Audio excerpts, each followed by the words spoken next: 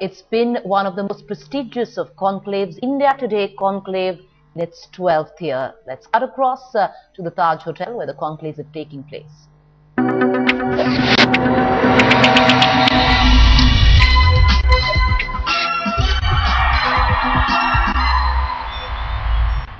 The dead certainties of the day. With exceptional minds, map a better tomorrow from a vantage point of the present. Welcome to the 12th edition of the India Today Conclave.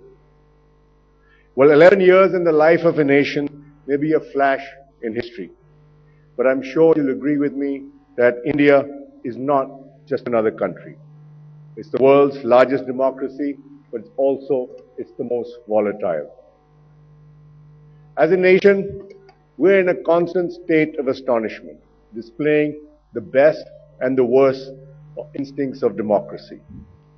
Blessed are those who are in the news business like us, as there is no dull moments in the life of India.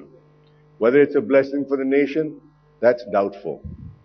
Our past 11 conclaves, in retrospect, were a conversation in making sense of the democratic evolution of 21st century India. The conversation goes on this year too, with a list of eminent speakers that is worthy of our theme, Reinventing Democracy. We could not have thought of a better subject in an age defined by struggle within democracy and the struggle for democracy. In the 21st century, the Middle East best exemplifies the painful struggle for democracy. The Arab Spring gave us yet another reminder that the quest for democratic freedom is contagious. The struggle is far from over, and the romance of spring has not resulted in full-fledged liberal democracy either. In Libya and Syria, blood continues to be shed as the world looks on.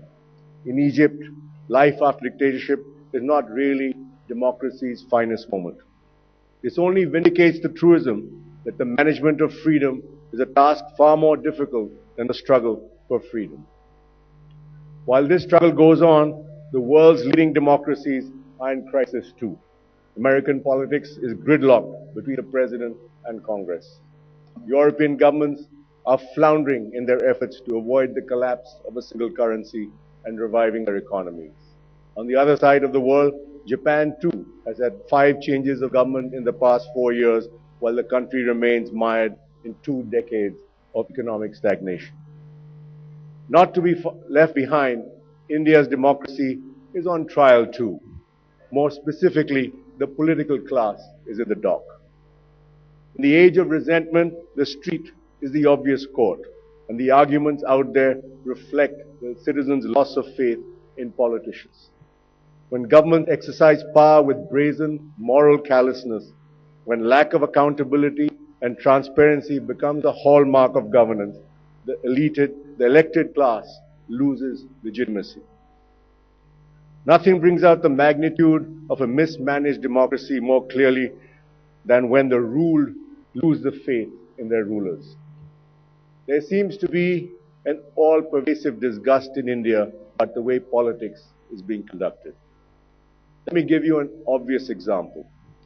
The number of days for which sittings are scheduled in Lok Sabha from April 2012 to March 2013 was 70, out of which the number of days lost was 31, that is over 40%. It was also a period of bad economics aggravated by weak political leadership.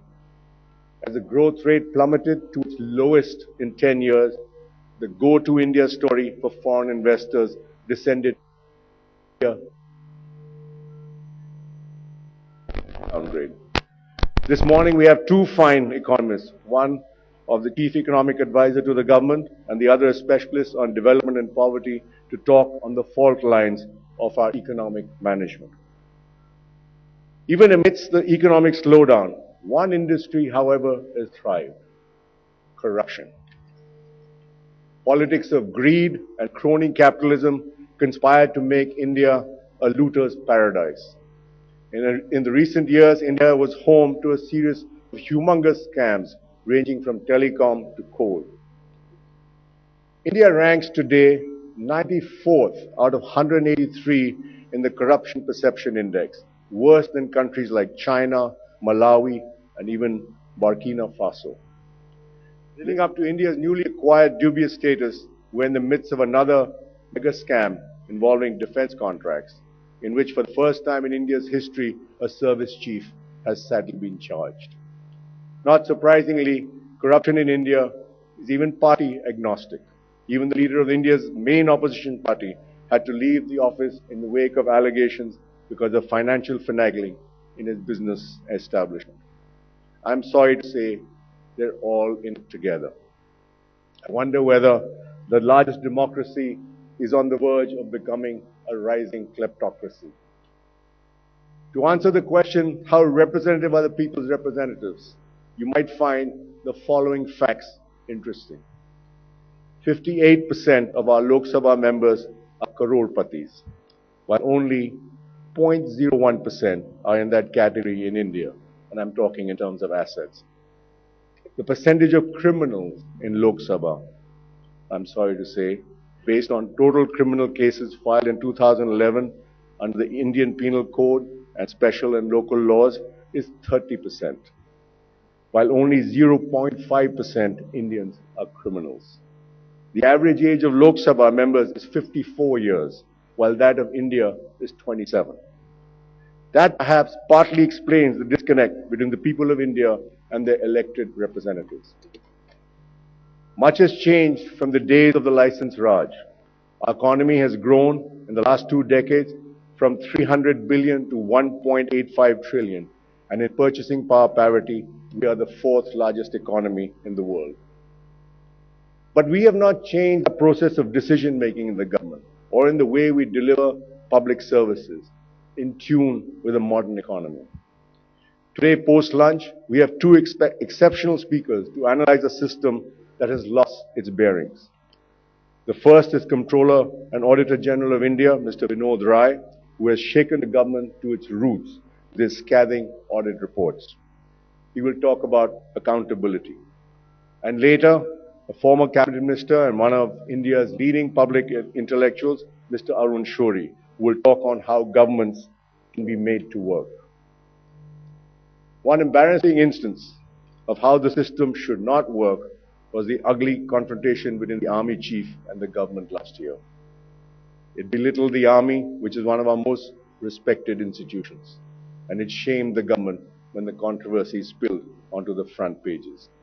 Later in the day, the current Chief of Army Staff, General Bikram Singh, will speak to you on the Army's role in nation building. I'm afraid the dysfunctional state was also a paranoid state.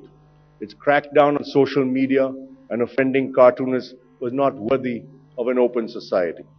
If a government is so fragile as to collapse under a tweet or a Facebook posting or a cartoon or a visit of a novelist at a book fair, it is a sign of weakening national self-confidence.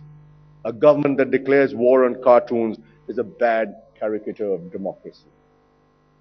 We have lined up an interesting panel on social media featuring Mr. Shailesh Rao, International Head of Twitter, and Dr. Amra Hamzawi, a Professor of Political Science from Cairo University, and Ms. Aziza Ahmed from the protests at Shahbag in Bangladesh.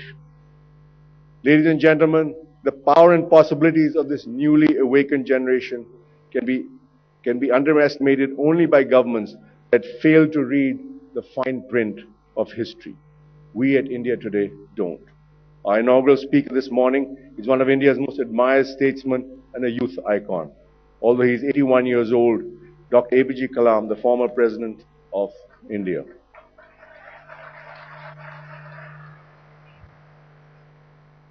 To celebrate the power of the youth, we have introduced an innovative addition to the Conclave structure this year. In a series of panels titled Bright Young Thing, the Conclave will showcase rising stars from fields as diverse as politics, law, music, literature, technology, who will present one idea, one insight. And we've gathered together this evening the promising next generation of political leadership across the parties from Congress, BJP, Shiv Sena, Samajwadi Party, and Akali Dal.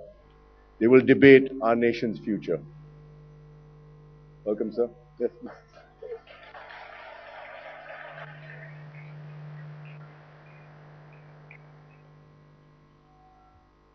And tomorrow night, Our gala dinner keynote speaker we have Mr. Narendra Modi, the rising star of the Indian right, and whose political transformation is the most retold story of Indian politics. A man who evokes extreme passions, awe, admiration, anxiety, and fear. He is also India's best-selling poster boy of development politics. Democracy is a permanent conversation, and increasingly most of our politicians in power have stopped talking as well as listening. They have failed to grasp the aspirations and anxiety of the young. When the youth erupted and defied the barricades and withstood tear gas shells last December in Delhi, no political leader, young or old, had the courage or credibility to face them. The belated platitudes of politicians uttered from the comfort zone of power sounded silly and empty. Whether in a crisis or in normal times, there seems to be a widening gap between governments and the people. In the end, any democracy is only as good as those who have won the mandate to manage it. That is why the crisis in democracy is a crisis in leadership as well. Where does personal interest to remain in power end and national interest begin? That seems to be the eternal dilemma of leadership in a democracy like India. The desire to remain in power has become so overwhelming that a lot of governance has been subsumed by competitive populism that caters to vote banks. Long-term national interest be damned and do what it takes to remain in power seems to be the reigning motto for almost all parties. Also in India, there is more genealogy than ideology. It is not what you represent, but who you represent. There is no serious debate of the role of government as it should be. Should it be more or should it be less, as it is in many democracies of the world? Tomorrow, popular philosopher and best-selling author with the cult following, Malcolm Gladwell, will tell us whether democracy has reached a tipping point. Many times we curse our democracy, but I strongly believe that is the only way India can be governed. It is what, in fact, keeps India united. Its flaws and fault lines are not beyond rectification. The fact that I can make this speech without being locked up, I hope, the fact that we can spend the next 2 days speaking our minds is the best testimonial for democracy. Besides, for me, democracy gives you and me one of the greatest gifts, which is hope. You can hope for change. You can hope for new beginnings. You can hope for new leaders. You can hope for new ideas. But democracy is a plant. Although it's a hardy plant, it still requires constant nurturing. In some way, this conclave is part of that process.